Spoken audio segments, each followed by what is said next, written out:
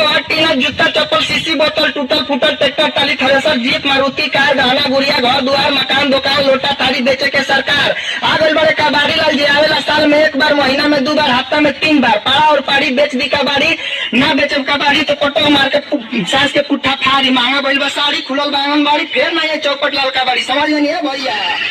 अरे ओकर किस्मत बिगड़ी गईल अलई का रहलई हवा रानी करी अलई का रहलई हवा रानी करी कहनी की बाबू पढ़िला तू एमए बीए ऐसा मिलल संगतिया लागल दारू पिए